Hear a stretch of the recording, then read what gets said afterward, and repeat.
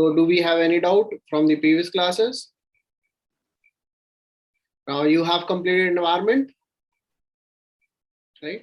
अब मजा आएगा environment in current affairs because we were waiting for the environment topic to be over so that आप लोगों को रिवीजन भी हो जाए और करंट अफेयर्स अच्छे से हो जाए विद बेसिक्स. ठीक है, चलिए कोई और डाउट हो तो बताइए, अदरवाइज विल स्टार्ट. बहुत सारे टॉपिक्स करना है. ठीक है, क्या आप तैयार हैं? सब लोग मन में बोलेंगे हाँ हाँ हम तैयार हैं. ठीक है, and then will proceed. Okay, चलिए.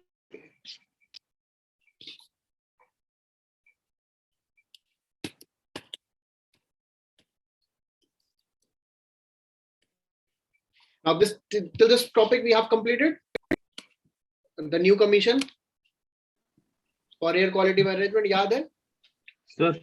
हाँ बेटा. सर वो जो 7 नए रामसर साइट्स ऐड हुए तो उनकी सारी डिटेल्स याद रखनी है, मतलब नाम ज्यादा से ज्यादा नाम and state, that's it. Sir और 19 और 20 में जो ऐड हुए वो भी मतलब हम कराएंगे, क्यों टेंशन ले रहे हो, अभी यहाँ कराएंगे तब बताएंगे. Okay sir. हाँ, आप नहीं थे, you are not in the previous class, आपको पता नहीं है क्या हो गया क्या नहीं हुआ. कहाँ थे इतने दिनों से? आवाज नहीं आ रही. तो बाहर था, थोड़ा बाहर थे. पूरा ही चले जाते, थोड़ा क्यों गए बेकार. ठीक है, चलिए. तब रिकॉर्डेड देख लिया ना आपने? हाँ सर. हाँ ठीक है, चलिए. सो लेट अस COP26 आपको मैंने बताया था, ग्लासगो जो समिट है. COP26 कौन सी ऑर्गेनाइजेशन के एजेस में हुआ है ये COP Glasgow summit with organization? Question यही आ गया तो बेटा उस दिन तो पूछा था ना कहाँ हुआ है, आप पूछ रहे हैं किसने कराया है. Very good. It was done by UNFCCC. ठीक है, United nation framework convention for climate change. UNFCCC के एजेस में हुआ है. Now there are various pledges. पहला क्या pledge लिया गया था? पहला pledge is regarding to the deforestation pledge. Sorry, it is regarding the methane pledge. It is regarding the deforestation pledge, and the third is to help to slow the climate change. Plus, in addition to this, जो funding है, funding में recommendation दी है India ने कि उस funding को बढ़ाया जाए. पहले funding जो थी $100 billion per year देनी थी डेवलप्ड कंट्रीज को, इंडिया ने सजेस्ट किया है that it should B $1 trillion. तो हम लोगों को ये समझना है कि COP26 में क्या क्या प्लेजेस लिए गए. तो पहला pledge was regarding the methane. Okay, it is called as the methane pledge. This pledge was taken by European Union and the United States. इन्होंने रिकमेंड किया था that there will be the reduction in the methane gas to the level of 2020 to 30% by 2030. इन्होंने क्या pledge लिया है that the countries along with EU, US and other countries they will reduce the methane by 30% below the 2020 levels by 2030. मतलब मान लीजिए 2020 में it was 100, तो by 2030 they will reduce it to 70. Clear? ये क्यों कर रहे हैं? Because methane is the second largest contributor to greenhouse gases. ये तो हम लोगों को पता ही है. कार्बन डाइऑक्साइड एंथ्रोपोजेनिक में सबसे ज्यादा तो वाटर वेपर होता है, ठीक है, but it is natural. Otherwise in the anthropogenic there is, it is the carbon dioxide and it is the methane. अब ये जब ये कम करेंगे बाय 2030 तो बेनिफिट क्या होगा? The temperature increase could be reduced by 0.2%. Okay, क्योंकि we are expecting 1.5 to 2 degree Celsius temperature will increase by 2100, right. तो ये 0.2% उसको कम कर देगा. तो this is a very good thing. Now ये जो कंट्रीज है इसमें नाइजीरिया और पाकिस्तान तक ने इंक्लूड किया, लेकिन China, Russia, India and Australia, China, Russia, India ने तो उसको साइन नहीं किया है, राइट. एंड जो ऑस्ट्रेलिया ने हम तो करेंगे ही नहीं. Clear? So India has not taken up the methane pledge. Now, this is not the first time. That was announced in September 2021. Okay, it was announced in 2021, which has now been formally announced at the Glasgow summit. Okay, so first is regarding the methane pledge. समझ में आया है कि 30% methane कम करेंगे 2020 के level से. India is a signatory to it. No, India is not a signatory to. दूसरा जो प्लेज लिया है, it is regarding the deforestation. Countries ने प्लेज किया है that they will reduce the deforestation. Okay, उन्होंने pledge किया that they will reduce the deforestation and they will do the reverse deforestation and land degradation को stop करेंगे। कब तक? By the end of this decade, यानी कि 2030 तक। Again, they will be reducing the land degradation and the deforestation by 2030. The countries also pledged that they will be providing the funding of $19 billion. Okay, $19 billion. ये क्यों कर रहे हैं? Because you must have heard about the forest fires this year. अगर आप पिछले 2 साल में देखें, ऑस्ट्रेलिया में फॉरेस्ट फायर थी, अमेजोन में फॉरेस्ट फायर थी, एंड यूरोपियन रीजन्स में भी फॉरेस्ट फायर थी। एंड इन 2020 फॉरेस्ट फायर इतनी थी दैट इतना एरिया डिग्रेड हो गया that is high larger than the size of United Kingdom. Okay, United Kingdom. तो इसीलिए they want to provide the pledge to reduce deforestation and provide the money for tracking this deforestation. ये दूसरा pledge लिया गया है। The third pledge is for the climate finance. As I've told you through the previous summits, the pledge was given to $100 billion. Okay, $100 billion developed countries देंगे, लेकिन India ने suggest किया है that इससे काम नहीं चलेगा, there has to be $1 trillion, $1 trillion or $1,000 billion. ठीक है, this was an option in UPSC prelims examination that the climate financing by the developed countries will be given to $1,000 billion. तो तब बेटा वो गलत था। अब हमें ध्यान रखना है कि क्या इंडिया के रिकमेंडेशन है या फिर एक्सेप्टेड है। तो एट प्रेजेंट $100 billion है, but India recommended that it should be increase to $1,000 billion। Is it clear? India ने बोला कि the like minded developing countries should be supporting this increase of climate financing need by the developing countries. India ने अब बोला that we also should be focusing upon the infrastructure for resilient island states. There should be focus for the resilient island states, जहां पर the countries which are forming the coalition for the disaster resilient infrastructure will focus upon building the capacity of the small island states. Okay, so small island states पे क्यों focus करते हैं? क्योंकि अगर हम देखें island states हैं, वहां पर the sea level will be rising, right? Sea level rise होगा तो these islands can or they could get submerged. इसीलिए they wanted to have a disaster resilient infrastructure for the small island states. Okay, plus एक बहुत बढ़िया initiative launch हुआ है, ये आने के चांसेस बहुत ज्यादा है। One sun one world one grid, one sun one world one grid. ये इनिशिएटिव है इंडिया और यूनाइटेड किंगडम का। ठीक है, इंडिया और यूनाइटेड किंगडम का इनिशिएटिव है under the part of the International Solar Alliance. एक इनिशिएटिव है इंटरनेशनल सोलर अलायंस का। ठीक है, तो अब ये क्या कह रहे हैं कि सोलर अलायंस है तो वर्ल्ड में जहां जहां सोलर एनर्जी है, there is one time where the sun is in the northern hemisphere and there is another time where the sun is in the southern hemisphere, right? There is sometimes there is summers in one region and other time there is winters in some region. तो ऐसा जरूर रहता है कि there is one place which is under the tapping of solar energy, ये रहता ही रहता है। तो ये क्या कर रहे हैं, उसी को यूटिलाइज करके एक ग्रिड बनाए जिससे कि there can be a continuous supply of energy through the solar energy. ठीक है, this is the initiative. तो इंटर रीजनल अलायंस बनाएंगे of one sun, one world and one grid. In this initiative ये क्या करेंगे, जो ग्रीन हाउस गैस एमिशंस है उसको कम करेंगे। They will try to decarbonize and they will be joining hands with the initiative that is called as Green Grid Initiative. So this one sun, world, one grid will be along with the Green Grid Initiative, where in the first phase, India, Middle East means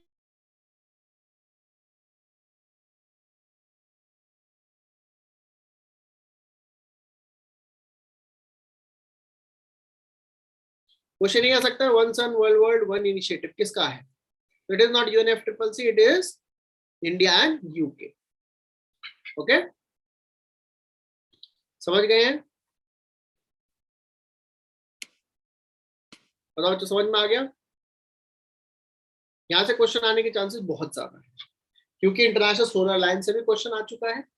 ठीक है,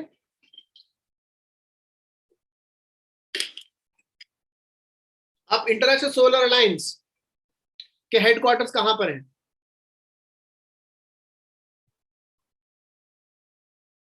Gurugram, India. Very good. तो question आ सकता है, क्योंकि बहुत rarely होता है कि इंडिया में किसी इंटरनेशनल ऑर्गेनाइजेशन के हेडक्वार्टर्स हो, तो it is in Gurugram. Second thing, कौन कौन सी कंट्रीज है इंटरनेशनल सोलर अलायंस का पार्टिसिपेंट?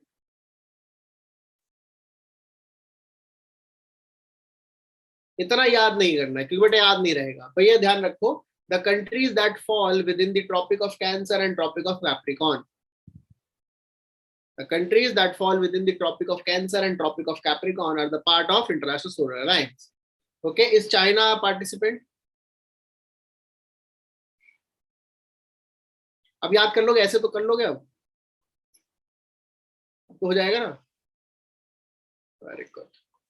रसिया? नहीं। तो याद रहेगा, कैसे रहेगा? इंटरनेशनल सोलर अलायंस के मेंबर्स वही पार्ट है जो ट्रॉपिक ऑफ कैंसर और ट्रॉपिक ऑफ कैप्रिकॉर्न के बीच में। अब जिसको ये भी नहीं पता है तो बेटा बहुत दिक्कत हो जाएगी, फिर भी बता देते हैं, क्योंकि सब पता है, बस ट्रॉपिक ऑफ कैंसर कैप्रिकॉर्न क्या होता है वो नहीं पता। तो ये मान लीजिए अर्थ है, ठीक है, मान लेते हैं ये इक्वेटर है, ये ट्रॉपिक ऑफ कैंसर है, ये ट्रॉपिक ऑफ कैप्रिकॉर्न है, ये आर्कटिक सर्कल है, एंटार्क्टिक सर्कल। ठीक है, ये हुआ 0 degree, 23.5 degrees north, 23.5 degrees south. ठीक है, इतना ही है, यही तो है। ठीक है ना, वेरी गुड। ये जो रीजन्स है, ये जो कंट्रीज है, this is part of the International Solar alliance. Clear? समझ गए हैं? Very good.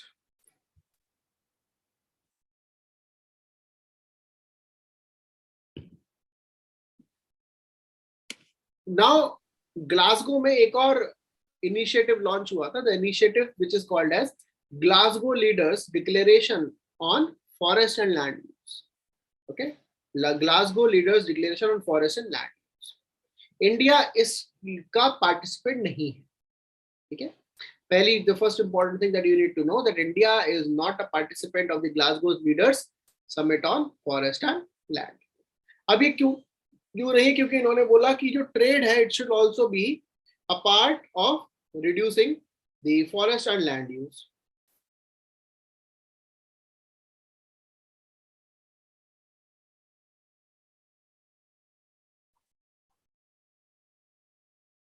Okay?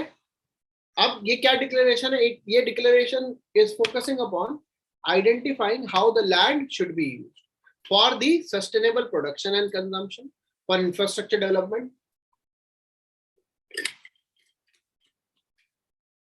trade, finance and investment, for the support of small landholders, indigenous people and local communities, to achieve a balance between the anthropogenic greenhouse gas emissions and the carbon sinks. ठीक है, इसके signatory US, UK, Russia, China है, but India is not a signatory. इनका target क्या है? That they want to reduce the land degradation and land use by 2030। ठीक है, they are having a multilateral agreement which is within the framework of United Nations Framework Convention on Climate Change, Paris Agreement, Convention on Biodiversity, United Nations Convention on Combating Desertification, Sustainable Development Goals। मतलब environment के जितने भी हैं UNEP के अलावा सब इसके under agreements को ये इंक्लूड करता है। अब हाइलाइट्स क्या है देखिए, इनका फोकस है 5 चीजों पे। पहला, they will be focusing upon conservation of the forest and the land. Second, they will be focusing upon the sustainable development. Third, they will be focusing upon building the resilient infrastructure and increasing the resilience of the people that are living. They will be recognizing the indigenous rights and they will be providing financial commitment. कितने financial commitment है? $12 billion, तो ये इसके under देंगे ही देंगे। ठीक है, $12 billion they will be providing in this. Okay, now India ने क्या बोला है? इंडिया ने बोला trade is part of WTO। आप उसको क्लाइमेट चेंज में क्यों इंक्लूड कर रहे हैं? राइट, इंडिया का सिंपल स्टैंड है that climate change, forest issues are different and trade is different, you should not be including it in the climate change. India के सपोर्ट में और कौन सी कंट्रीज हैं? Argentina, Mexico, Saudi Arabia, and South Africa. These are the countries that are supporting India, and they did not sign the Glasgow Leader Declaration on Forest and Land. ठीक है? वैसे issue क्या है अगर वो इंक्लूड भी कर रहे हैं तो इसमें? बेटा उससे क्या होगा, बहुत सारे बैरियर्स लग सकते हैं ट्रेड के। अब यूएस को हम एक्सपोर्ट करते हैं, यूएस चाहता है कि उसका एक्सपोर्ट जो डेफिसिट है इंडिया के साथ कम हो, तो इसको यूज करके वो कम कर सकते हैं कि आपने जो ये सामान बेच रहे हो ये डिग्रेडेड लैंड, इसके वजह से लैंड डिग्रेडेशन हो रहा है, हम नहीं खरीदेंगे, या फिर इंपोर्ट ड्यूटीज लगा देंगे। समझे?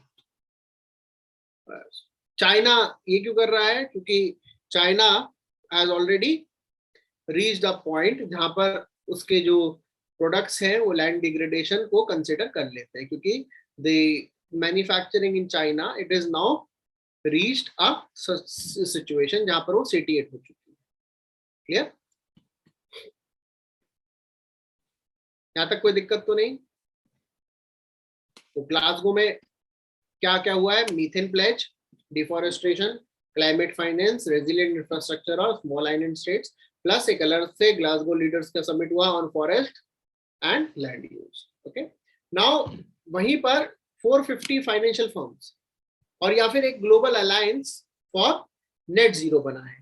ठीक है, Glasgow financial alliance for net zero. उसमें क्या है, जो फाइनेंशियल ऑर्गेनाइजेशंस हैं, जो फाइनेंशियल कंपनीज हैं वर्ल्ड की 450 which are contributing with the assets of $130 trillion. 450 financial firms जिनका total contribution in the financial sector is $130 trillion. उन्होंने क्या बोला है that by the end of this decade, okay, by the end of this decade they will try to reach net zero. Net zero means जितना वो carbon emit कर रहे हैं उतना ही वो कार्बन रिस्टोर कर रहे हैं और कार्बन सिंक प्रोड्यूस कर रहे हैं। So Glasgow Financial Alliance to Net Zero is an initiative of the financial firms. It is not an initiative of the governments. It is of the financial firms. And ये initiative UN के initiative से linked है, that is called as Race to Zero. UN has an initiative called as Race to Zero where they want to reduce the emissions by 2030. Okay, so net zero, race to zero आपको पता होना चाहिए। अच्छा, India अपना net zero कब तक करेगा बेटा कार्बन एमिशन? 2070। Very good. वो 5 टारगेट्स याद रखिएगा। कितने गीगावाट करना है 2030 तक?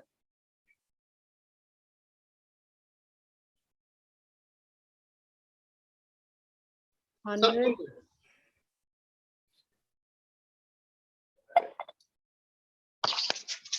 500 गीगावाट। Very good, 500 gigawatt. उसके बाद 2070 तक नेट जीरो। तीसरा 1 बिलियन कार्बन एमिशंस कम करने हैं बाय 2030।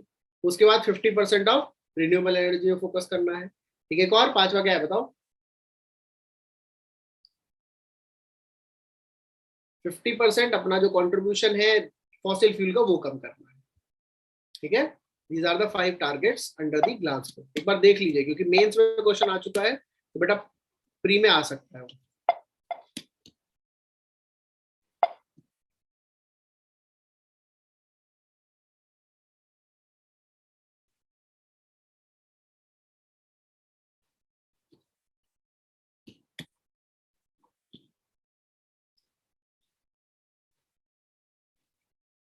हाँ जी, ये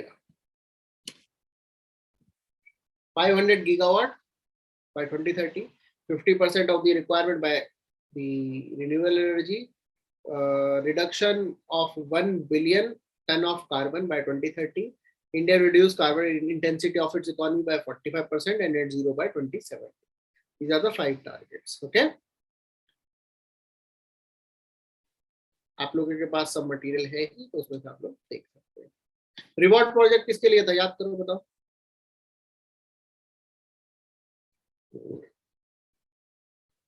नहीं याद? वेरी गुड, ऐसे ही सिलेक्शन होता है।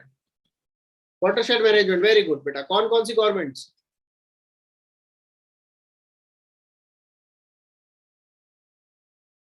हाँ, yes. 2 तो नाम है, एक उड़ीसा, कर्नाटक, बाकी सेंट्रल। 2 ही तो थी बेटा, वर्ल्ड बैंक साथ में। ओके, जो याद है अपने आप पे भरोसा रखो, आपको जो याद है वो सही याद है। ठीक है, आपको लोगों को जो याद है वो सही याद है। अच्छा, प्रोजेक्ट बोल्ड किस चीज से रिलेटेड था?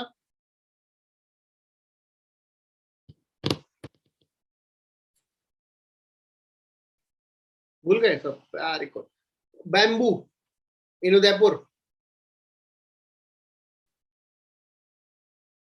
Very good. Bamboo oasis in Udaipur. ठीक है, तो याद रखिएगा ये नेट जीरो. इसीलिए जो है छोटी छोटी चीजें, बहुत ज्यादा डिटेल में तो नहीं याद रहेगा, जितना याद रहेगा उससे ही क्वेश्चन बनता है. चलिए, एक कुनमिंग डिक्लेरेशन हुई है बायोडाइवर्सिटी पर. कुनमिंग कहाँ है? Where is Kunming?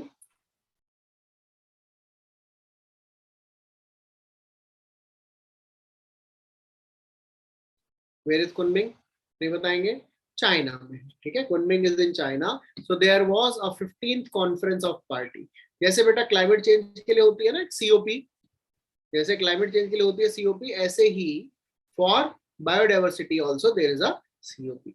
आपको थोड़ा सा बता देते हैं. आप लोग जो है बहुत मुझे I believe you know everything. बस अपने रिवीजन के लिए हम कर रहे हैं. ठीक है, आप लोगों को सब पता है, अपने रिवीजन के लिए कर रहे हैं.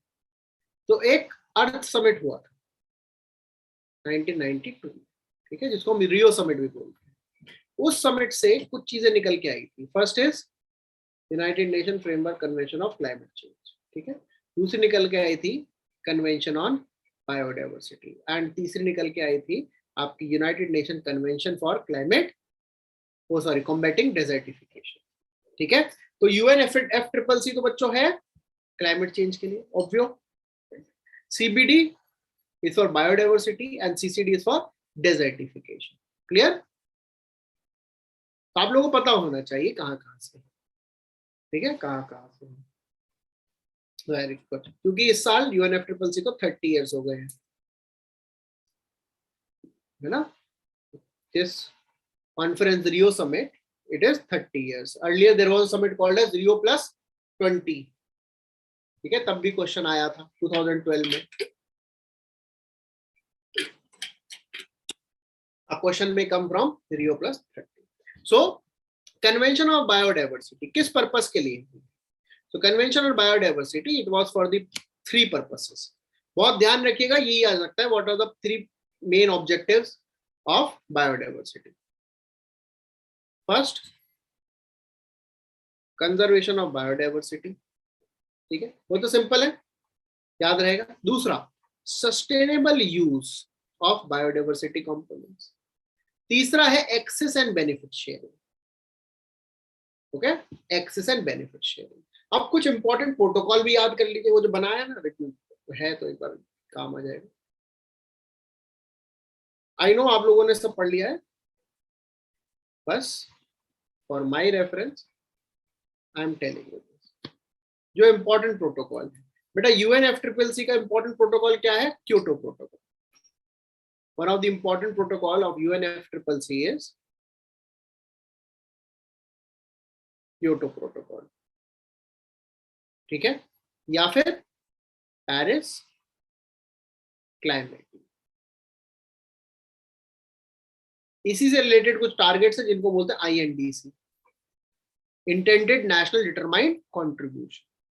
ओके, ये 3 टारगेट होते हैं. Then you have CBD. CBD में इंपॉर्टेंट क्या है? CBD में कुछ प्रोटोकॉल्स इंपॉर्टेंट है बेटा. पहला है कार्टेजिना प्रोटोकॉल. कौन सी जीना? कार्टेजिना. ठीक है, दूसरा होता है इसमें इंपॉर्टेंट नगोया.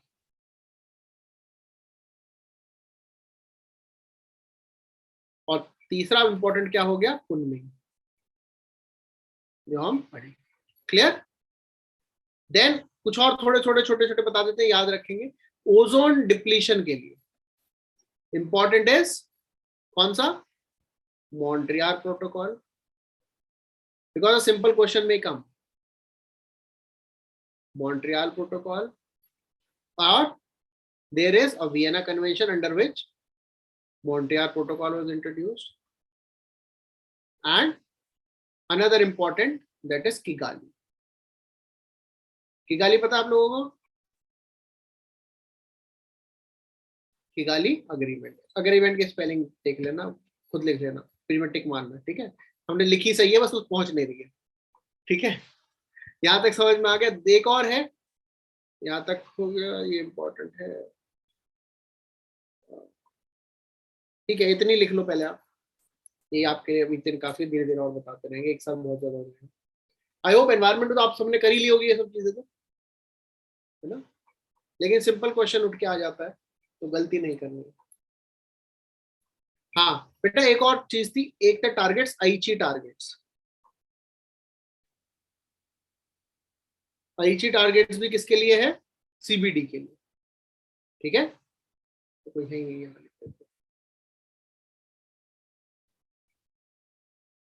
यहीं पर टारगेट्स है, आईची टारगेट्स, ये आए थे कार्टेजिना प्रोटोकॉल के। बस ये कोई मत पूछ लेना हमें कितना याद कैसे, हम तो पढ़ाते भी नहीं एनवायरमेंट बायोडाइवर्सिटी। ठीक है, एक और है एजेंडा 21। इसमें एजेंडा 21 में बेटा यूपीएससी क्वेश्चन आया था। एजेंडा 21 में 21 का मतलब क्या है? 21st century. वेरी गुड, ठीक है, तो ऐसे सिंपल क्वेश्चन आते हैं एनवायरमेंटल कवर से, ये सब नोट कर लीजिए। क्वेश्चन ये आ सकता है, UNEP was made under the Earth Summit और UN summit on sustainable development, true और false?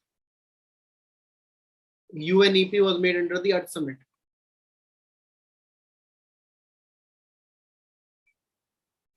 True or false? Tell me. यहाँ पे दिख रहा है UNEP लिखा हुआ, नहीं लिखा ना तो उसका मतलब नहीं बना था। False, very good. कहाँ बना है? That will be discussing because उसको 50 साल हो गए, इसलिए क्वेश्चन में come from that. It's been 50 years for it. Question वहां से आ सकता है। ठीक है, समझ गए? ये नोट कर लिया, ये नोट कर लीजिए।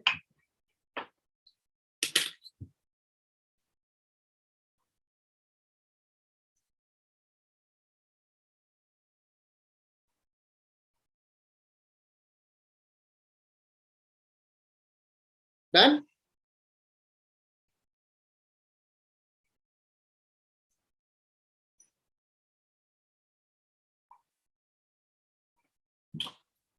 और एक बात बहुत ध्यान से सुनिएगा कि फोर्थ वेव आ रही है, पेपर पोस्टपोन हो सकता है, इन सब चीजों में नहीं फंसना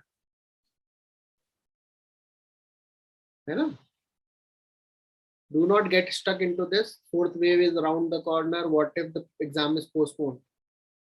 Okay, it will be the third year of conducting the exam under the pandemic. तो बेटा यूपीएससी को भी पता है कैसे करवाना है।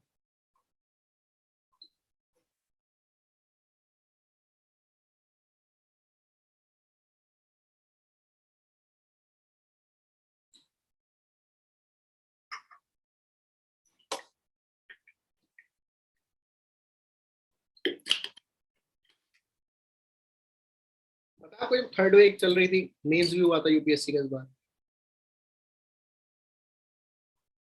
ठीक है, तो अभी आठ आठ लोगों के दिमाग में आने लग गई होंगी ये सब चीजें, इसलिए पहले ही बताते हैं ये ना।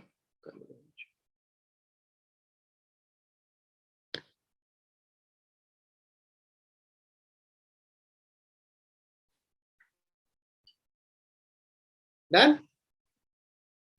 Everyone has noted this down? Very good. अब convention on biodiversity is for three purposes. Three purposes. First is for the conservation of biodiversity, second for the sustainable use, and third is for the access and benefit share. Okay. India is also party to the convention of biodiversity, and USA is not a part. India is a part of it. Almost all countries except USA are not part of Convention on Biodiversity. ठीक है, बाकी under the CBD आप लोगों ने पढ़ लिया होगा, national biodiversity authority है, स्टेट बायोडाइवर्सिटी है, डिस्ट्रिक्ट बायोडाइवर्सिटी बोर्ड है, ये सब पढ़ लिया होगा आप लोगों ने, है ना, under the biodiversity act. Very good. अब क्या है, there is a convening declaration with respect to the COP। जैसे मीटिंग होती है तो इस मीटिंग को बोला जाता है COP। तो the 15th meeting of the conservation of biodiversity, it was held in China. और इन्होंने क्या बोला है, इन्होंने बोला है that we will bring biodiversity in the mainstream. It means the protection of biodiversity will be included. जैसे अगर हम देखते हैं that the climate change is included, the carbon emissions is included in everything. Now the biodiversity will also be included in any decision making. Second, they also call about taking integrated actions with respect to the climate or with respect to the biodiversity issues in these developing countries with respect to finances. मतलब कैसे जो है वो biodiversity के commitment पूरे करेंगे through finances को. मान लीजिए अगर आपने बोला कि ये नहीं करना है, it is against the biodiversity, तो उसकी फाइनेंशियल कॉस्ट को कैसे फुलफिल करेंगे, तो इसके मैकेनिज्म डिस्कस करने हैं. It is a non binding agreement, ठीक है, जो Kigali sorry Kunming declaration, it is not binding and it is to commit for the development, adoption and implementation of an effective biodiversity protocol after the Cartagena protocol on biodiversity. मतलब उसके बाद अब क्या करना है, इसके लिए काम किया है. अब इसका थीम याद करिएगा, बहुत इंपॉर्टेंट है, आ सकता है. The theme of this Kunming declaration is ecological civilization, building a shared future for all life on earth. Ecological civilization, building a shared future for all life on earth. Okay, ये और ensure करेंगे कि post pandemic जो है कैसे biodiversity conserve करना है. यहाँ पर इन्होंने टारगेट जो है रेफरेंस दिया है to the target of 30 by 30. 30 target क्या करना है, दैट द वर्ल्ड के जितना भी कंजर्वेशन है of land and ocean, world का 30% land of ocean will be conserve by 2030. अभी कंजर्वेशन 15% लैंड की होती है, 7% ओशन की.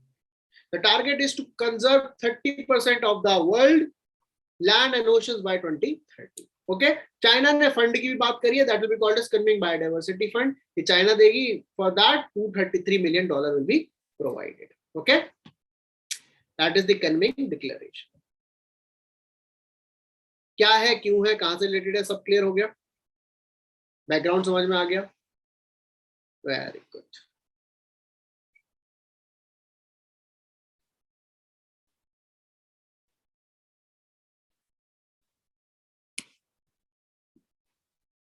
Now एक सेरेमनी हुई है जिसमें India was also invited. India officially became a part of it. Okay, this is called as the high ambition coalition for nature and people. Okay, it was initiated as a part of One Planet Summit in Paris 2021. It is an initiative that was held under the chairmanship of Costa Rica and France. Okay, it deals with protecting the 30% of the world's land and ocean by 2030. So अगर question आता है 30 to 30 is the initiative of Kunming Declaration का नहीं है, High Ambition Coalition for Nature and People का. okay, High Ambition Coalition for Nature and People. ये इसका initiative है 30 by 30. What is 30 by 30? I have already told you.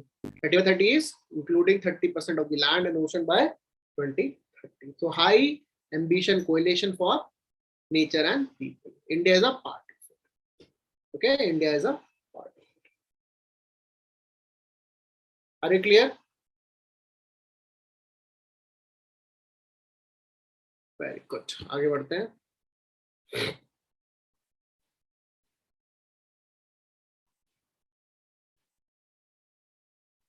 Now Amazon rainforest are nearly at the tipping point. तो question क्या होता है बेटा, tipping point है क्या?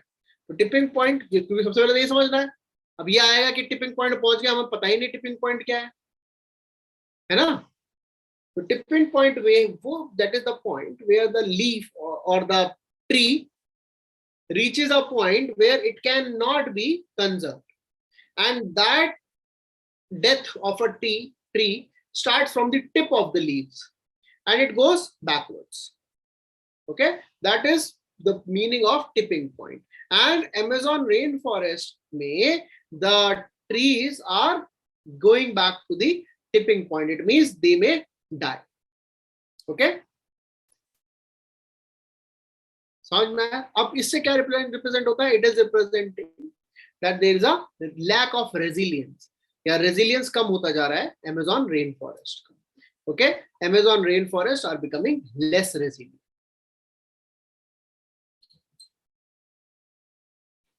अब ऐसा क्यों हो रहा है? The reason is climate change. The reason is human impact, deforestation and fires. Die back होता है, हमने बता दिया है what is the tipping point. Implication क्या होगा बेटा, इम्प्लीकेशन क्या होगा अगर अमेजोन रेन फॉरेस्ट खत्म हो जाएगी? तो अमेजोन रेन फॉरेस्ट जो है, they are absorbing the maximum carbon that is emitted. Okay, Amazon rain forest का साइज इंडिया का ट्वाइस है, जितना इंडिया का साइज है उससे twice is the size of the Amazon rain forest. और अमेजोन रेन फॉरेस्ट खत्म होने से the carbon sink of the world में be lost. And recently there was a news कि अमेजोन रेन फॉरेस्ट अब कार्बन सिंक की जगह carbon emitter बन चुकी है। The Amazon rainforest, rather than become the carbon sink, it has become a carbon emitter. तो इसीलिए पहला हमें जानना है, टिपिंग पॉइंट पहुंच चुका है, अमेजोन रेन फॉरेस्ट में क्यों हो रहा है, climate change, human impact and deforestation. अब इससे इफेक्ट क्या होगा, इसकी वजह से जो है the carbon sink of the world will be destroyed.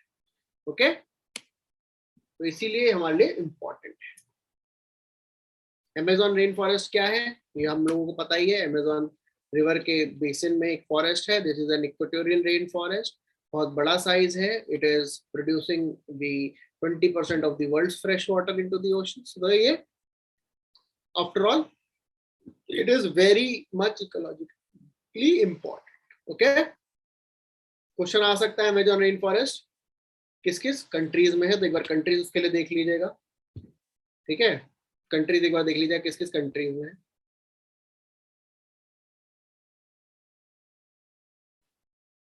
Very good. अब यूनाइटेड नेशन एनवायरनमेंट प्रोग्राम अब 50 साल का हो गया। This is it's 50th birthday.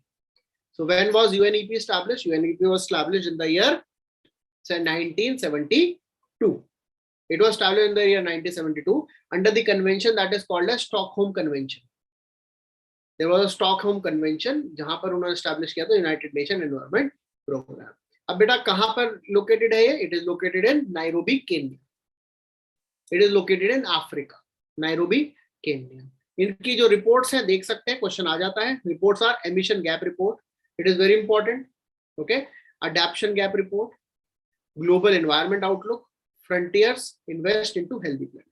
These are the reports that are released by United Nation Environment Program. ये अलग से कहीं लिख लीजिए अगर आप ये रिपोर्ट लिख रहे हैं तो बेटा ये वाली रिपोर्ट बहुत इंपॉर्टेंट। सबसे इंपॉर्टेंट पता है कौन सी है? एमिशन गैप रिपोर्ट एंड दूसरा ग्लोबल एनवायरनमेंट आउटलुक। ये दो सबसे इंपॉर्टेंट है, क्वेश्चन आ चुके हैं यूपीएससी। ठीक है, अब ये नहीं बोले आ सकते, आ चुके हैं। The questions has come. Okay, the questions have already came from these topics, so you must remember global environment outlook and emission gap report. इनके major campaigns क्या हैं? Beat pollution, UN 75, World Environment Day is celebrated on the 5th of June as the establishment day of United Nations Environment Pollution. Program. Then Wild for Life. ये सब इनके initiative. Almost all the member countries of the world are members of UNEP. Okay, इनका काम क्या है? Global environment agenda बनाना। And because of this organization only world में पहली बार there was discussion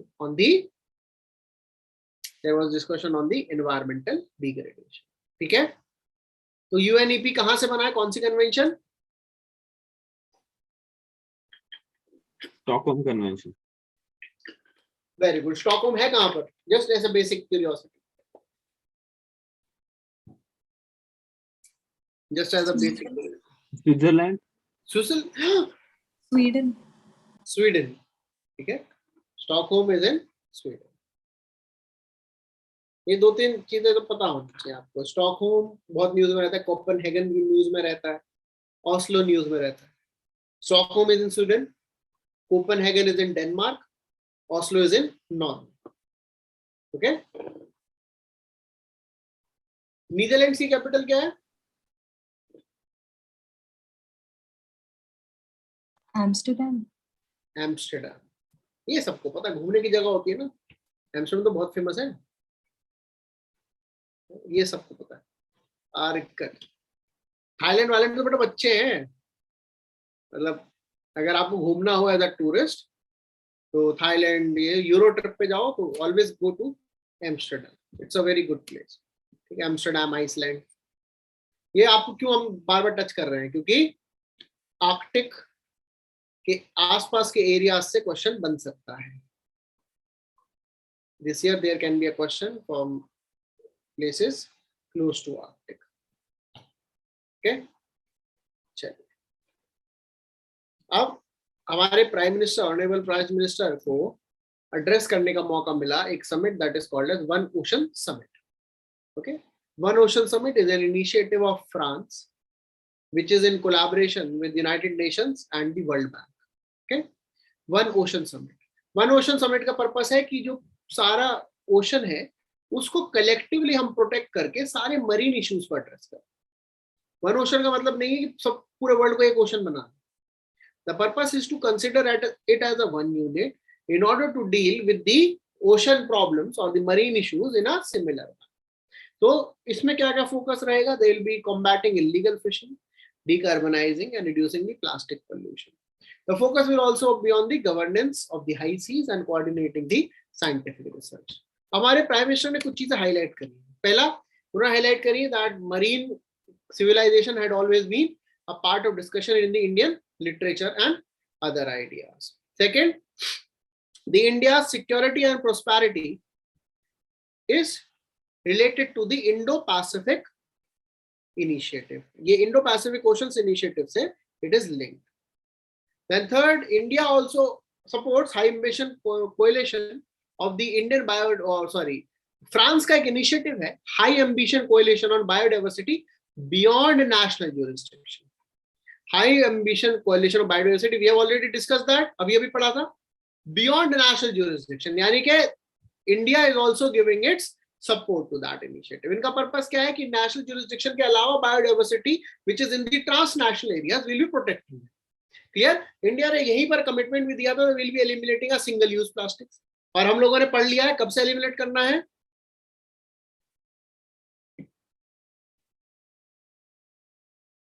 पढ़ा था प्रीवियस क्लास में, कहां कब तक एलिमिनेट करना है? 22. कौन से 22? अप्रैल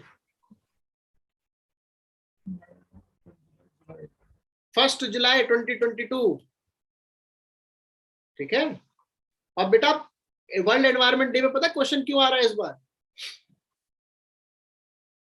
सर प्री और वर्ल्ड एनवायरनमेंट डे एक ही दिन. और यूएनईपी को 50 इयर्स हुए हैं. हाँ सर. कन्वेंशन समझ रहे क्यों आ सकता है क्वेश्चन? आपको क्या लगता है एग्जामिनर्स जो है जर्नलिस्ट, और सोचो यही क्वेश्चन आ जाए when is World Environment Day celebrated, oh मजा आ जाएगा. कैलेंडर देखना और मार्क कर देना.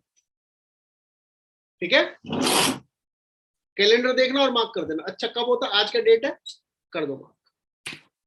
क्वेश्चन ये भी आ सकता है कि क्यों सेलिब्रेट होता है? तो the establishment day of United Nation Environment Programme. कौन से? उससे Stockholm convention. Is it clear? अच्छा, UNEP is a principal organ of United Nations, true और false? UNEP, United Nation Environment Programme, is a principal organ of United Nations, true और false? तो false. False. ठीक है, principal organ फिर UN के सिर्फ 6 हैं. United Nation Security Council, General Assembly, इकोसॉक, Secretariat, Justice Council, International Court of Justice. ठीक है, सिर्फ यही प्रिंसिपल ऑर्गन्स है. Very good. अब इंडिया ने को चेयर किया यूएस का एक इनिशिएटिव जिसको बोलते हैं global methane initiative. This year Canada was the chair, India also became the vice chair of it, and India supported this initiative by co-chairing it. This initiative is the Global Methane Initiative. This Global Methane Initiative was launched in the year 2004 by the United States Environmental Protection Agency. तो आजकल ये agency इसको करता है. अब ये क्या है? It is an initiative of public-private partnership. It is not a government initiative. It is a public-private partnership, which is a voluntary initiative of the countries like US, Canada, and India is one of the members since its inception. इनका focus क्या रहता है? That to reduce the anthropogenic methane by partnership with the developed and developing countries with respect to the economic measures. तो methane को reduce करना है, कोई target नहीं है. It's just that they want to reduce methane. Okay, they want to reduce methane. This is the target. Okay, global methane initiative. Global methane initiative, methane pledge. They are two different things. Global methane initiative and methane pledge, these are two different things. याद रहेगा? ठीक है? Methane pledge was under the Glasgow, right? Global methane initiative is under the United Nations Environment Protection, United States Environmental Protection Agency. Clear? Very good. Now, which country has provided for compulsory disclosure of climate change in their law, or compulsory disclosure of climate change impact in their laws? Which country? ये question आ सकता है. Which country has made it mandatory to include climate change impact? Option they they sir. Option they they. UK, Canada, New Zealand and China. UK, Canada, New Zealand and China. Very good. New Zealand.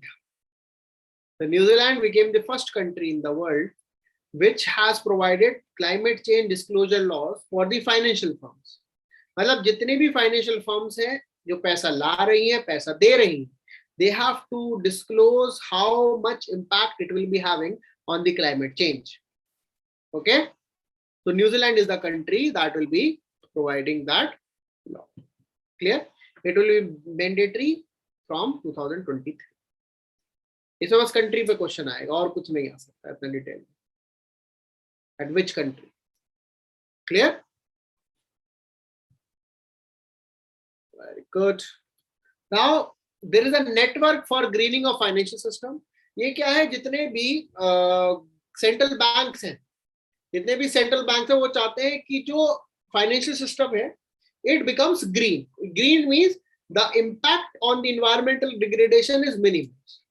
तो उसके लिए RBI ने भी अपना statement of commitment to support introduce किया है, and it is an initiative of the central banks. It was initiative since the Paris One Planet Summit, and it is hosted in France. Okay. India was not its member since the inception. India became its member in 2021. Network for greening of financial system. Clear? तो आपको क्या याद रखना है? Network for grinning of financial system is an initiative of central banks. First thing, it is an initiative of the banks to reduce or minimize the environmental degradation by the financial system. It was started as the One Planet Summit in 2017, and it or India was not a member or the founding member. Okay, very good. अब बेटा Africa में जो the world meteorological organisation ने बोला है कि जो African glaciers हैं वो अगले 20 साल में गायब हो जाएंगे. By the 2040 there will be total deglaciation of the African glaciers. तो पहला दिमाग में रखिए अफ्रीका में ग्लेशियर भी है ना. तो बेटा अफ्रीका में 3 माउंटेन्स हैं विच आर माउंटेन ग्लेशियर्स. पहला Mount Kilimanjaro in Tanzania, Mount Kenya, guess करो किस कंट्री में होगी? केन्या में. ठीक है. And then Rwenzori mountains Uganda. Rwenzori mountains Uganda. Rwenzori mountains Uganda.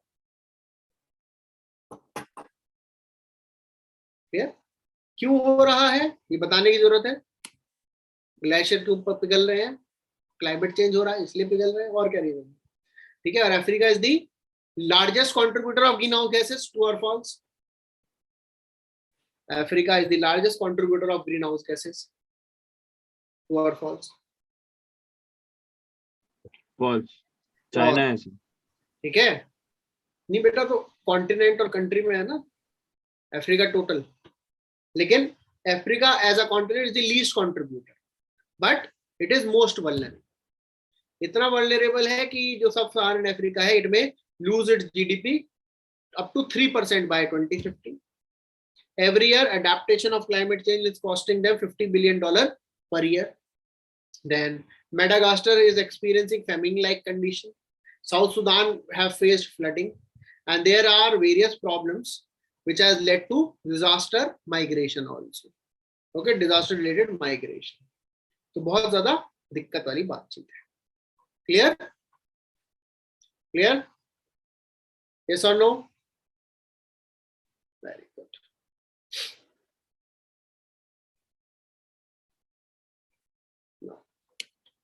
Stockholm convention बता दिया है इसलिए हुई थी, ठीक है। It was for the first discussion of the world for focusing upon the environmental degradation.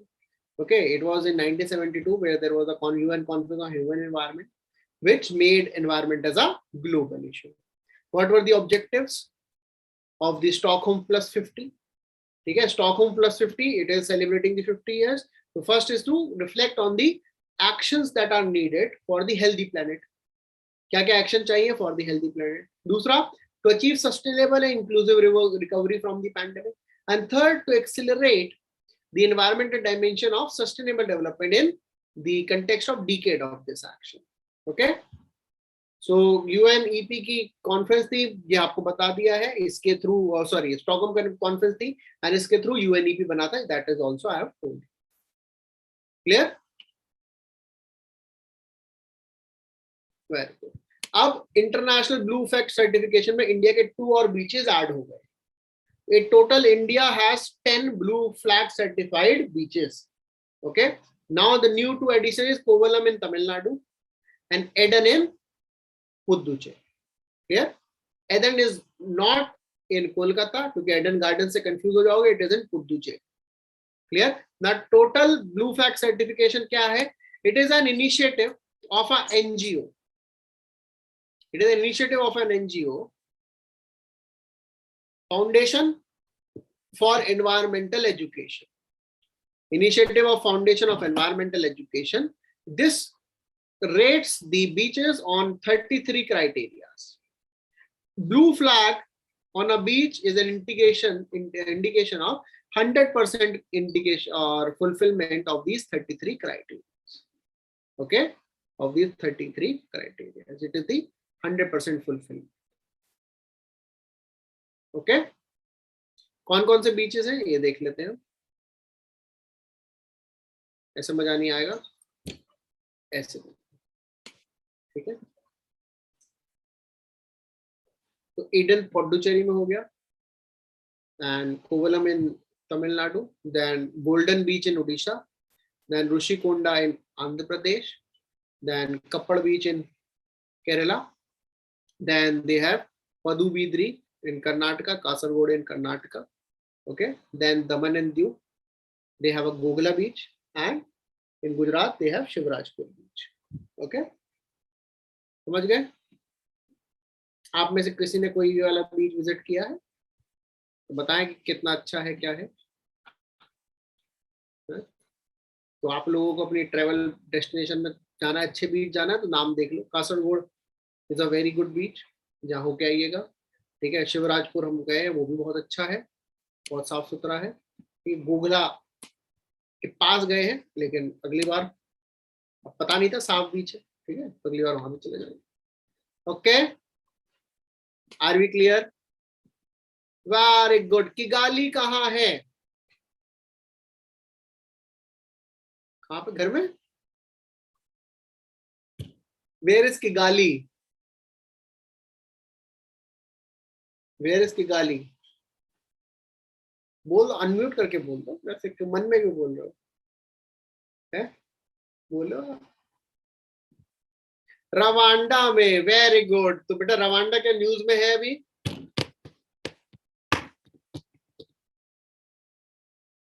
क्या रवांडा न्यूज में है? हमें क्या मतलब, कौन सा यूपीएससी की तैयारी कर रहे हैं? तो यूके का एग्रीमेंट है रवांडा के साथ कि कोई भी जो है इमिग्रेंट्स आएंगे रवांडा भेज देगा यूके, ठीक है, कोई भी इमिग्रेंट्स आएंगे यूके रवांडा भेज देगा, फिर देखेंगे क्या करना। This is the agreement they have with Rwanda. It is in news क्योंकि यूक्रेन से जितने भी आए थे रिफ्यूजीज उन्होंने रवांडा भेज दिए। एंड दूसरा, India has ratified the Kigali agreement. अब किगाली एग्रीमेंट क्या है, उससे पहले जानते हैं कि मॉन्ट्रियल प्रोटोकॉल क्या है ना। किगाली एग्रीमेंट से पहले जानेंगे मॉन्ट्रियल प्रोटोकॉल क्या है, मॉन्ट्रियल प्रोटोकॉल से पहले जानेंगे ओजोन डिप्लीशन क्या है। ओजोन डिप्लीशन पता है आपको, है ना, क्या होता है डिप्लीशन ऑफ ओजोन, है ना, सिंपल है डिप्लीशन ऑफ ओजोन। बताओ, शर्मा रहे हो, शर्माओ मत। अब एनवायरनमेंट इतने दिनों से वेट करा कि एनवायरनमेंट खत्म हो जाए, इसीलिए किया था कि जब करंट अफेयर्स कराएंगे तो एनवायरनमेंट के रिवीजन की जरूरत नहीं पड़ेगी। क्या है ozone depletion? Depletion of ozone क्या है, सब बेकार आप मेहनत करो ये बताने के लिए। ओजोन डिप्लीशन क्या है, डिप्लीशन ऑफ ओजोन क्या है, ओजोन होल क्या है?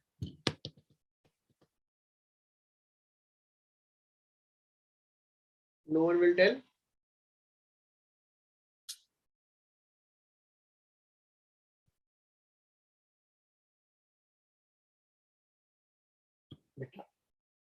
ओजोन एक लेयर है, कब बताते हैं? हाँ बेटा बताओ बताओ। सर ओजोन की अगर क्वांटिटी के हिसाब से देखा जाए कि ओजोन की जो मात्रा है वो अगर कम हो रही है तो वो तो डिप्लीशन में ओजोन हो गया, और उसकी वजह से जो होल क्रिएट हो रहा है वो ओजोन होल हो गया। Very good. तुम सिविल सर्वेंट ही बनना, टीचर मत बनना। चलो रुको हम समझाते हैं, ठीक है, तुम आईएएस ही अच्छे हो। चलिए तो देखिए, स्ट्रेटोस्फेयर में एक लेयर होती है of the gas ozone that protects us from the UV rays, right. Now when the aerosols they reach to the stratosphere, what they do, they break the ozone, they form the solid. For example, there is CCl4, CCl4 हुआ, वो ozone को break कर देगा और क्या बना देगा, ClO, ठीक है।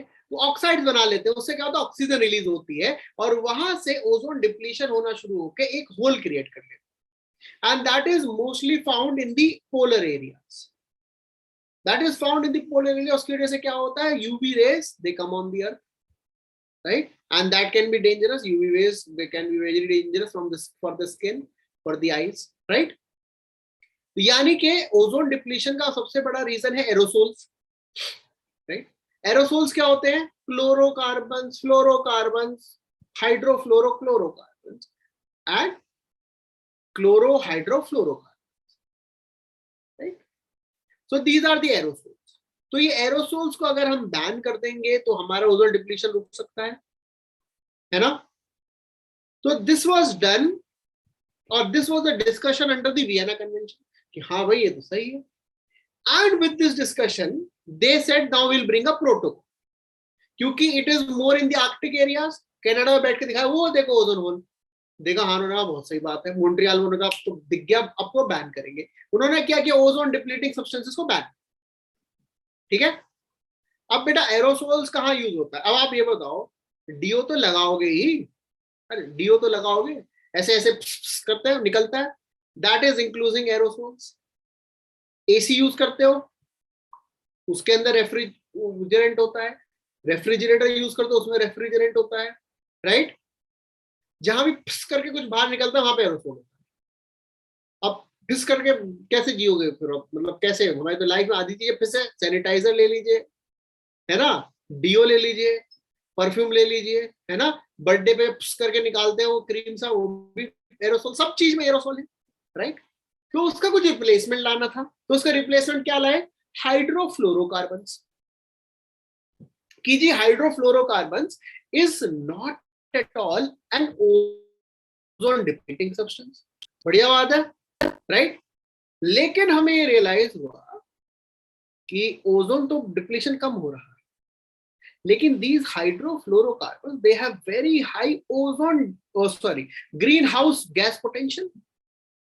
अच्छा एक बात बताइए, ओजोन से तो बच गए, लेकिन अगर क्लाइमेट चेंज हो गया तो कहां बचेंगे, है ना? क्लाइमेट चेंज होगा तो क्या बचेंगे कि सन की रेज आने के अलावा ही हम लोगों को जो है इतना हाई टेम्परेचर है कि स्किन इरिटेशन हो गई. So it was realized that these hydrofluorocarbons, they are not ozone depleting, but they are having very high greenhouse gas potential. तो ये सारे उन्होंने क्या रियलाइज करा, ये सब लोग बैठे थे कि गाली में रुवांडा में देखा, चलो रुवांडा चलते, वहां अरे यार तो बहुत गर्मी लग रही है, कह लेकिन जो है एसी तो चल रहे हैं, कह रहे एसी चल रहे हैं, फिर इतनी गर्मी क्यों बढ़ रही है? उन्होंने कहा अरे एचएफसी है, ग्रीन हाउस गैस पोटेंशियल, उन्होंने कहा इसको भी ban. So Kigali Agreement was regarding the banning of the hydrofluorocarbons, even though they are not the ozone depleting substances, but they have very high greenhouse gas potential. That is why they were included under the Montreal Protocol through the Kigali Agreement. समझ गए? अब ये सब जो चीज थी, it all happened in the year 2016. India ने भी बोला हाँ भाई सही बात है, तो इंडिया ने रिसेंटली इन ईयर 2021 रेटिफाई कर दिया है. Because we are a democracy, anything that is not ratified by the parliament it can not function, right? तो India has recently ratified the Kigali agreement. समझ में आ गया बैकग्राउंड? इसको अलग से क्यों समझाया है, इसका मतलब बहुत ज्यादा इंपॉर्टेंट है, बहुत ही ज्यादा इंपॉर्टेंट है. क्लियर? Very good. सो अब इंडिया के क्या टारगेट है? इंडिया ने बैन कर दिया इमीडिएट इफेक्ट से, यस और नो? तो India has banned the hydrofluorocarbons with immediate effect, true और फॉल्स? सर फॉल्स, फेजेस में. Very good. तो इंडिया ने पहले बोला कि हम लोग जो कंप्लायंस करेंगे 2024 के मिड तक कंप्लायंस करना शुरू करेंगे, and India will completely phase down it's HFCs in phases. The first phase will be 2032, where we will reduce it to 10%, then 20% in 2037, then 30% in 2042, and 85% in 2047. It means India wants to eliminate 85% of its HFC by 2047. यही काम China करेगी 2045 तक, and US करेगा 2034. Clear? समझ में आ गया? बिल्कुल क्रिस्टल क्लियर.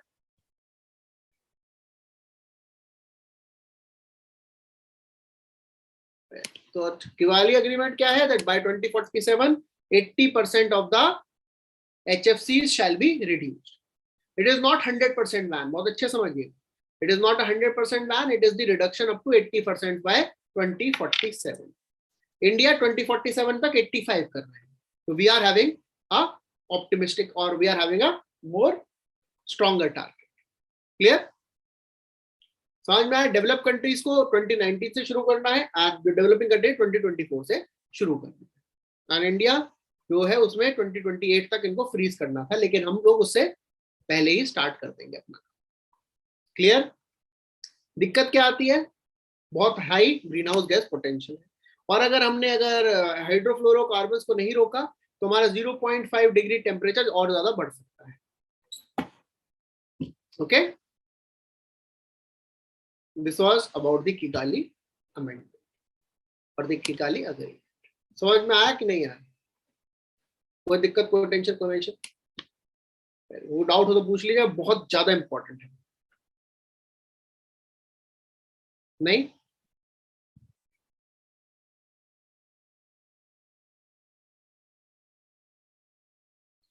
क्वेश्चन ये आ चुका है, एरोसोल्स कहाँ कहाँ मिलते हैं, तो आप समझिए जिसमें फिक्स करके कर सको एरोसोल्स, दिमाग लगाना ही नहीं है.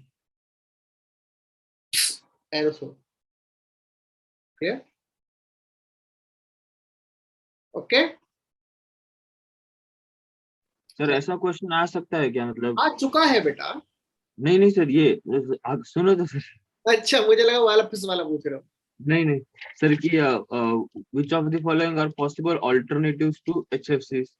हाँ, R134A एक ही सर, वो एक ही है मेनली, बाकी तो धीरे धीरे ढूंढेंगे ना. अच्छा ओके. अगर 2024 तक क्या करना है, यही तो करना है। हाँ ओके ओके 2024 तक यही तो करना है, 2030 तक 2 तक यही तो करना है, तभी तो 10%, वरना तो इमीडिएट बैन हो जाता ना अगर हमें पता होता। बेटा अमोनिया तो बहुत नॉर्मल रेफ्रिजरेंट है, ठीक है। अमोनिया को अगर हम रिप्लेस करेंगे तो हमारा नेचुरल वो सॉरी हमारा जो बाकी काम है वो इफेक्ट हो जाएगा, क्योंकि अमोनिया हम ऑलरेडी फर्टिलाइजर के लिए है।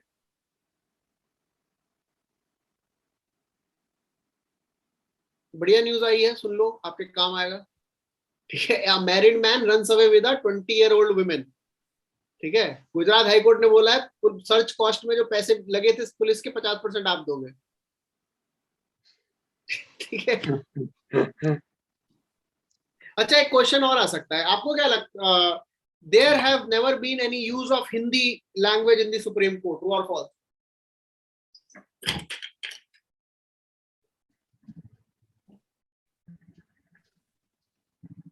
False false. अभी रिसेंटली सुप्रीम कोर्ट ने एक केस के लिए the pleader is allowed to speak in Hindi, okay. Fundamental rights related case है, पटना हाई कोर्ट से अपील गई है, तो इसीलिए आ सकता है question. Now fit for 55 package, European Union का पैकेज है 55% व्हीकुलर एमिशन 2030 तक कम कर देना। इसमें 55 का मतलब है 55% of the vehicular emission will be reduced by 2030 and 100% by 2035। अब ये इनिशिएटिव किसका है? It is an initiative of European Union. European Union चाहते हैं that there has to be a green transition by 2030 and beyond. उसके लिए उन्होंने क्या क्या टारगेट रखे हैं? That the target of renewable energy in the energy mix is to be 40%। The energy efficiency should be increased by 36% by 2030.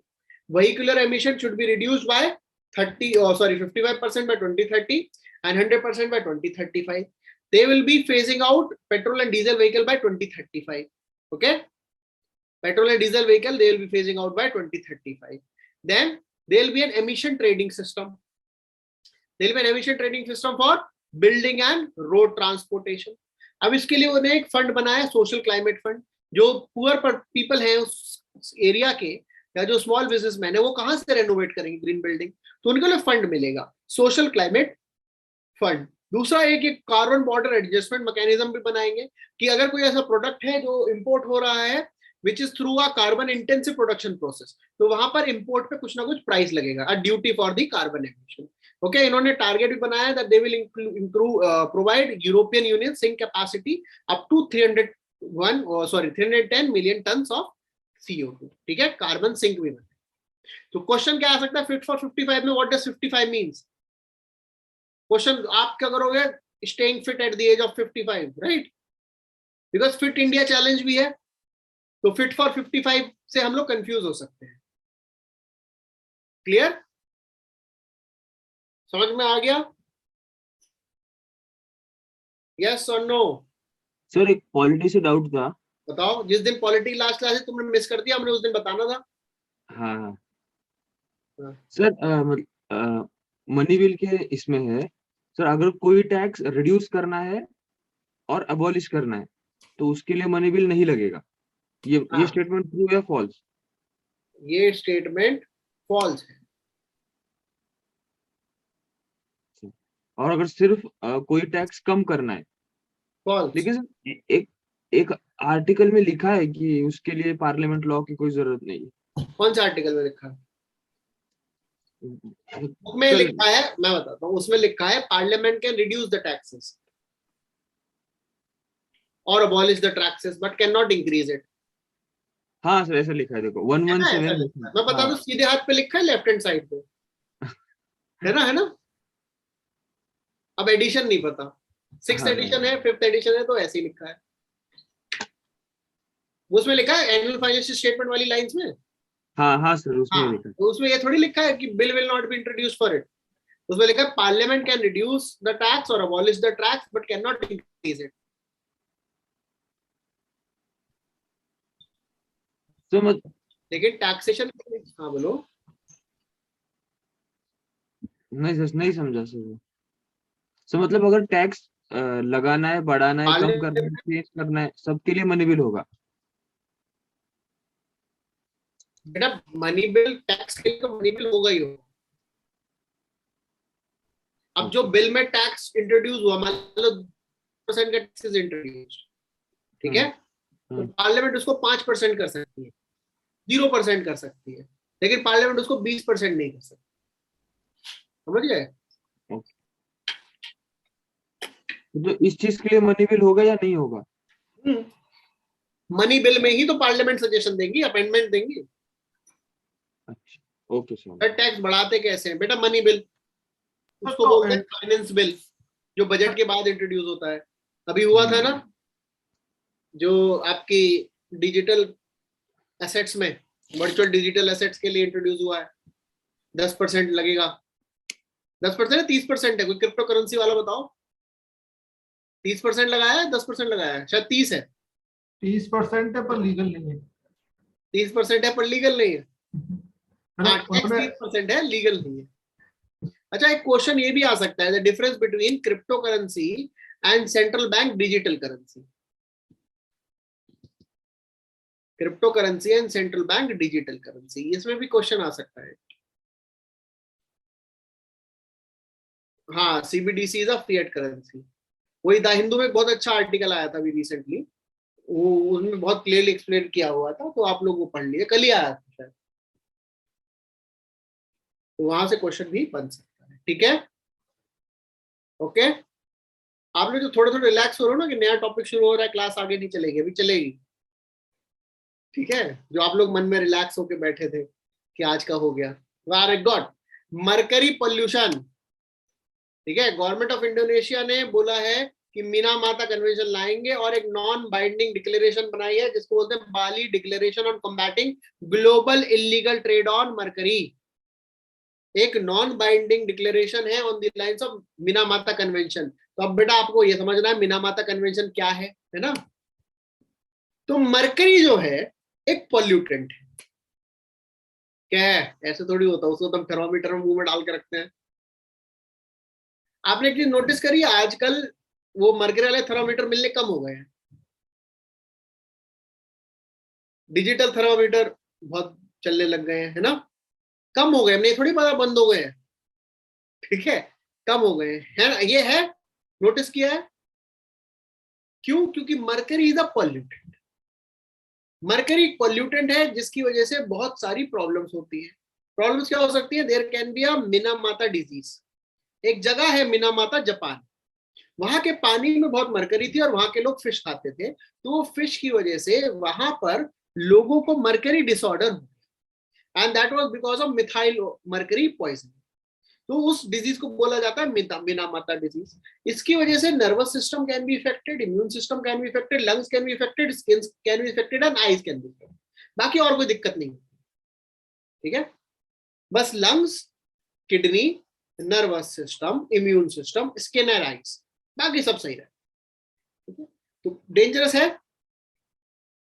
तो इसीलिए एक कन्वेंशन हुई थी, that was called as Minamata convention, to ban the use of mercury, ठीक है, wherever it can be ban. अब mercury is a naturally occurring element, ठीक है, मरकरी में वाटर, सॉइल और एयर में हर जगह पाया जाता है। It has form through the weathering of rocks, volcanic eruptions, geothermal activities, forest fire, and it is also through the human activity. तो मरकरी क्या है? पॉल्यूटेंट है। For that there is a convention that is called as Minamata Convention that was negotiated in 2013 and it came into force in 2017. ये क्या है? That they will be controlling the anthropogenic release of mercury. It was to reduce or control the anthropogenic release of mercury. ठीक है? अब India is a signatory to this convention. इस convention में एक नया ऐड हुआ है, that is the Bali declaration on combating global illegal trade of mercury. Global illegal trade of mercury, समझ में आ गया था? This is non binding. इसके क्या क्या ऑब्जेक्टिव? पहला, to develop the practical tools and notification and information sharing system for monitoring and managing trade in mercury, मतलब ट्रेड मैनेज करना है, कैसे कैसे मॉनिटर करेंगे, इंफॉर्मेशन सिस्टम बनाएंगे। दूसरा, exchanging the experiences and practices to combat the illegal trade in mercury, including the reduction in the use of mercury, the artisanal and small scale gold mining, and share the examples of the national legislation so that this trade can be stopped. So Bali Declaration is for mercury, Minamata is for mercury, and mercury is a pollutant that has various effects. समझ में आ गया? कोई दिक्कत तो नहीं? Very good. अब arsenic pollution भी एक प्रॉब्लम है। तो बात ध्यान रखिए, इंडिया के पानी में बेटा आर्सेनिक है, इंडिया के पानी में आर्सेनिक है। आर्सेनिक से क्या दिक्कत होती है? कोई ज्यादा दिक्कत नहीं होती है, बस जान जा सकती है और कुछ नहीं, बाकी सब ठीक रहेगा। ठीक है, और कोई दिक्कत नहीं है, बस there can be even the extreme circumstances of death. तो उसी को कंट्रोल करने के लिए, in order to deal with the arsenic poisoning, the क्या क्या है इसमें देख लेते हैं एक बार पहले। Long term exposure of arsenic can cause skin, lung, kidney, bladder cancer, ये सारे कैंसर हो सकते हैं। Coronary heart disease, bronchitis, hyperkeratosis and arsenicosis, ये सब चीजें हो सकती हैं। ठीक है, अब ये कहां पाया जाता है? Mainly in water. तो आर्सेनिक पोल्यूशन जब इनऑर्गेनिक फॉर्म में है, it is more dangerous than the organic form. It is in the ground water. तो उसको डील करने के लिए क्या किया है, that 10% weightage will be given to those areas, the funding will be given to those areas जहां पर आर्सेनिक पोल्यूशन है। ठीक है, अंडर द जल जीवन मिशन। जल जीवन मिशन क्या है? घर घर में आपको टैप्ड वाटर पहुंचाना है by 2024। That is an initiative for rural India to provide tapped water for drinking by 2024 in all rural households. इसकी फंडिंग कैसे रहेगी? Funding will be based on 90% centre देगा, 10% स्टेट देंगे, हिमालयंस 50-50 स्टेट देंगे, 100% UT देंगे। जो सिटी है जिनकी पॉपुलेशन लेस देन 1 लाख है, वहां पर सेंटर 50% देगी। जहां पॉपुलेशन 1 to 10 लाख है, वहां सेंटर 1/3 देगी और 25% देगी मिलियन प्लस पॉपुलेशन के। क्या है प्रोवाइड करेंगे? टैप्ड वाटर प्रोवाइड करेंगे, इंटरवेंशन होगा, ग्रे वाटर मैनेजमेंट होगा। ग्रे वाटर मैनेजमेंट मतलब जो वेस्ट पानी है उसको दोबारा से यूटिलाइज करके यूज करना है। जैसे सिंक से पानी निकला उसको फ्लश के बॉक्स में डाल दिया, शावर से पानी निकला उसको फ्लश में इंक्लूड कर दिया। So this can be a grey water management. Utility develop करेंगे कैसे और बेटर कर सकते हैं। ठीक है, इन्हीं लाइंस पे एक और मिशन इंट्रोड्यूस हुआ है, दैट इज कॉल्ड एज जल जीवन मिशन अर्बन। जल जीवन मिशन अर्बन लेटेस्ट बजट में आया है। ठीक है, एकदम लेटेस्ट मार्केट में आया है। तो ये क्या टारगेट है? That under this 100% funding will be given for duties, 50% for cities with 1 lakh population, 90% for the northeastern and hilly state, 1/3 for cities with 1 to 10 lakh and 25% for million plus। यही target है, same funding 2024 तक हर घर में पानी पहुंचाना है, ये भी है टारगेट। लेकिन इसमें क्या है? आउटकम बेस्ड फंडिंग होगी, that there will be 3 installments, जहां पर जो लास्ट का 40% है वो परफॉर्मेंस के बेसिस पे मिलेगी funding. Without this, the funding will not be given. The funding will only be given on the basis of performance. इसमें the cities which are having population more than 1 million, they will be focusing upon minimum 10% of the allocation with public-private partnership. PPP model पे minimum 10% project होंगे. They will be using technology, and 10 cities of the country will be having pay jal survection to ascertain that there is equitable distribution of water, reuse of the water, mapping of the water bodies and other criteria. Based on the learnings of this pay jal survection, that will be extended to the all Amrut cities, and the strengthening of the local bodies will be there by reducing the non-revenue water below 20%. It means there will be the reduction in the non-revenue water to 20%. मतलब focus ये रहेगा, free का जो पानी है उसकी consumption less than 20% है, so that there can be revenue generation for the urban local bodies. Okay, समझ गए? हाँ कि ना? बताइए।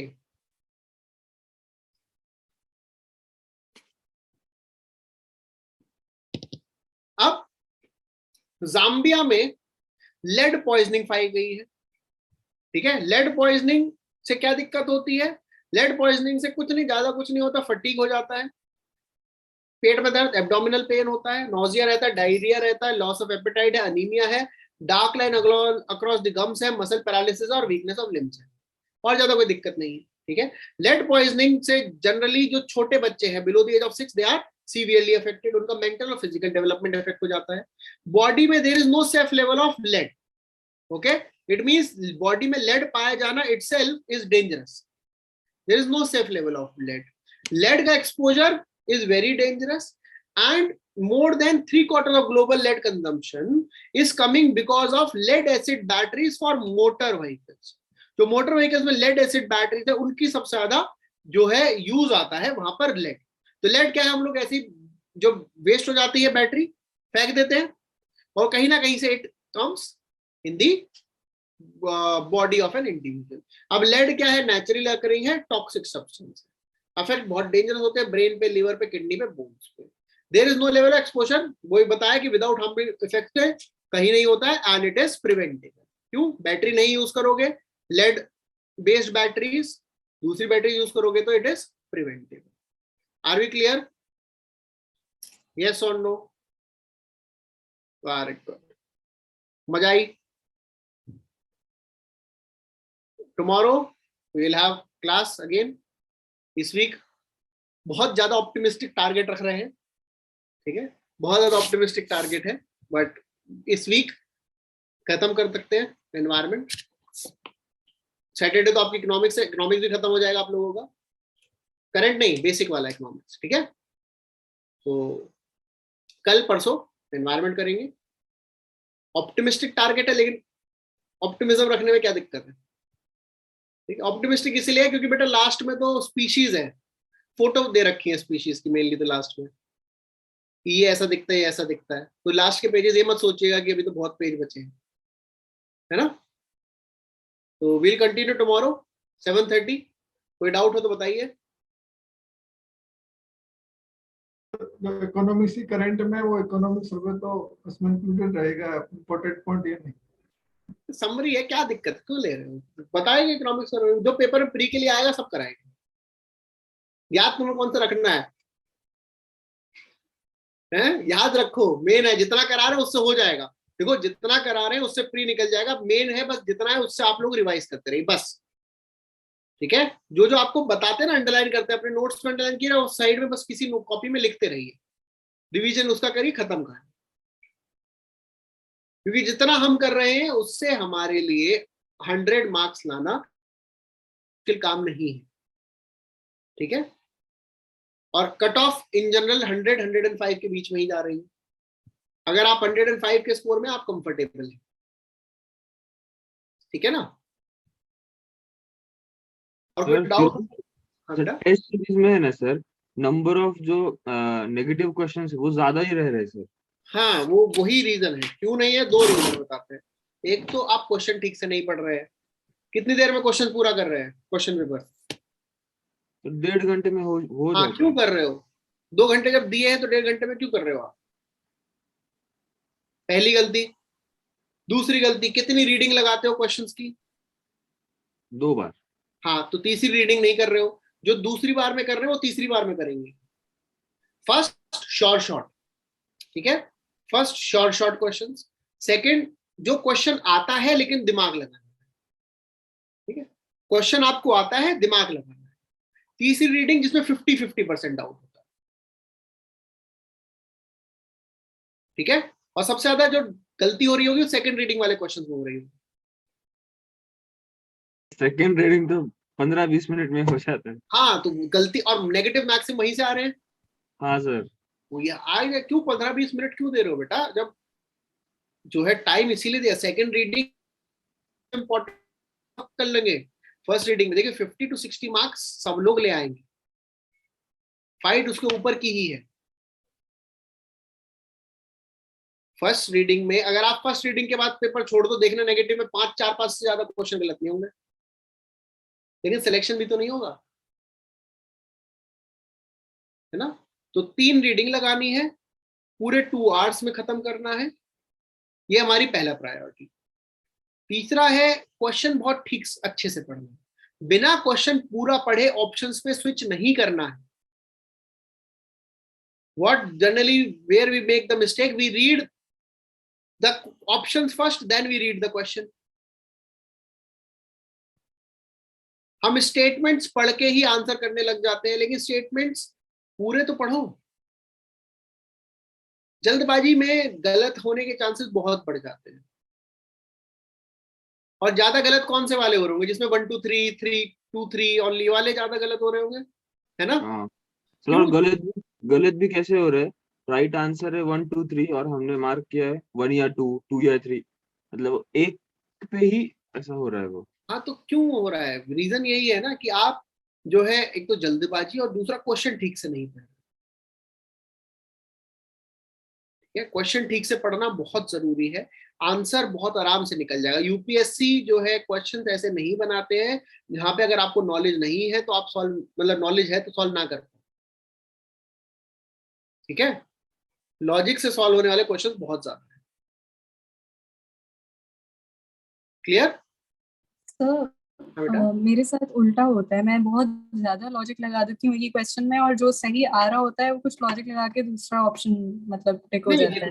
जो आपका करा हुआ क्वेश्चन है ना, उसको पहली, जो आपका क्वेश्चन आपको आता है उसको पहली रीडिंग में आगे करके पढ़ो, क्योंकि अगर आप पहली रीडिंग में दिमाग लगाओगे तो गलती होने के चांसेस ज्यादा है। पहली रीडिंग वाले ज्यादा गलत हो रहे होंगे आपके फिर।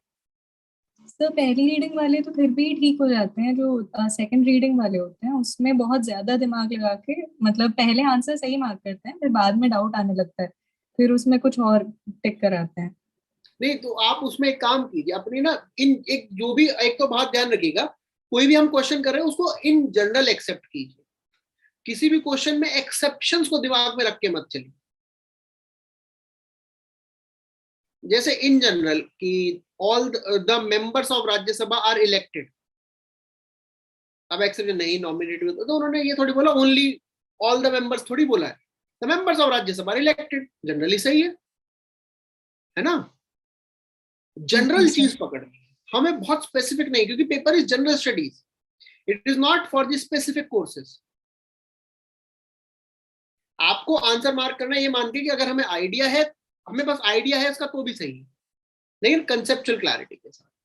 ठीक है, और एक काम कीजिएगा, आप जो है मुझे फोटो भेजिएगा जिनके भी जो जो गलत हो रहे हैं ना, वो क्वेश्चंस जो है फोटो भेजिएगा और बताइएगा आपने वो लॉजिक क्या लगाया।